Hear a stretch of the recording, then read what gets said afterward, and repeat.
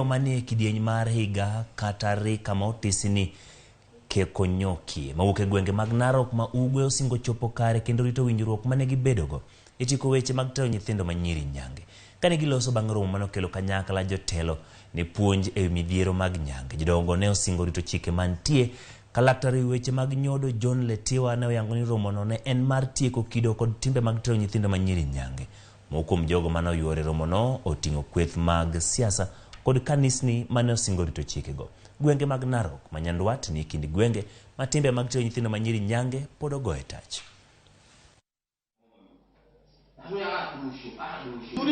Haya, na hiyo nini? Na hiyo ngozi inafanya nini? Inajifungua vizuri, baada kusaa ni rahisi.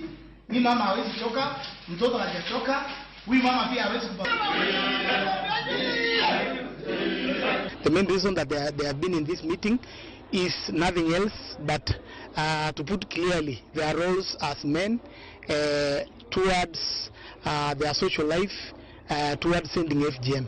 And we have been here, we have been discussing with them from the word go. We also looked at the practices that are harmful to our girls, and we went into depth, that is discussing the FGM, that is female genital mutilation or CAT, and then now we went in depth explaining what is this FGM, what are the side effects of FGM, what are the immediate side effects, what are the long-term side effects, and also we also discussed the complications. Tuko na machief, wasee wa kijiji na premier leader na waheshimiwa kama mimi ambaye ni former councillor.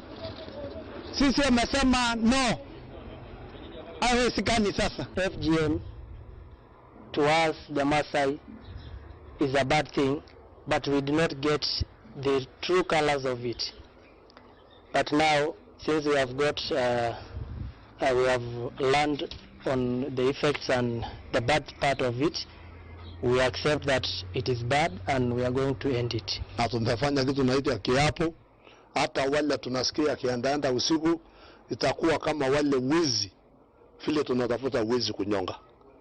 Hata kama mtu angeenda ashikwe afungwe maisha ni sawa. Mimi sijatahiri wasijana, nina wengi, na sijawahi kutahiri. Hao nakataa kwa sababu ya masomo.